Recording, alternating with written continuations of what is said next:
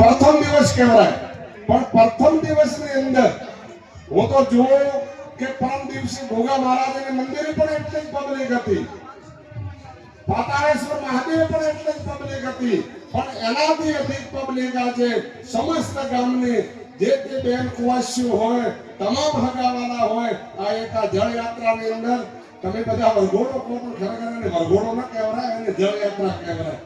વરઘોડો તો દીકરો પાણીતો હોય ને એને વરઘોડો કહેવાય, આ જળ યાત્રા કહેવાય. અને કદાચ એનાથી વધુ કહીએ તો શોભા યાત્રા કહેવાય. એટલે આ પણ બે નામ હીખજો પણ, કારણ કે જેટલા આજે ફોન આવ્યા એટલા બધા એમ કહે કે બાપજી વરઘોડો વરઘોડો વરઘોડો. હવે મારે કેટલું કહેવું કે વરઘોડો ને જળ યાત્રા કહો, કારણ કે ત્રોબાની જાળી હોય, દૂધ દહીં ઘીથી ભરેલી હોય, બ્રાહ્મણોના અને ગામના આગેવાનોની હાથની અંદર હોય, અને એ જળ જે આખા ગામને કોરે મોરે પવિત્ર કરવા માટે ફરે એને કહેવાય જળ યાત્રા. અને દેવોની જે શોભા હે એને કહેવાય દેવોની મૂર્તિઓની શોભા યાત્રા. બે નામ હે હર હંમેશા ગમે ત્યાં આપણા પ્રજ્ઞાની અંદર હોય, આપણા જિલ્લાની અંદર હોય, ભારત ભૂમિની અંદર હોય તો આ બે નામ તમે યાદ રાખજો.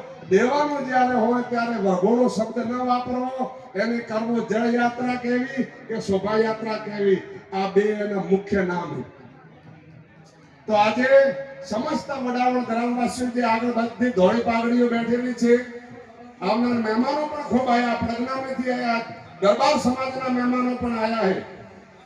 તો આપણે જેટલો આ પ્રસંગ જોવાની અંદર જો વ્યસ્ત રહીએ એના કરતા જો તમારે હોભાગ લેવો હોય તો જોવાની અંદર વ્યવસ્થ મત લેવો, પણ તમારો મહેમાન, તમારો વડેલ, તમારી બેન દીકરી આજુબાજુ કે ઊભી ન રહે અને એક અહીંયા આસન ગ્રહણ કરે અને આ સભા મંડપની અંદર જે આ ડોમ મંડપ છે એની અંદર આવે અને બેસી જાય, એવા તમામ ગામવાળાની આ જવાબદારી રહેશે.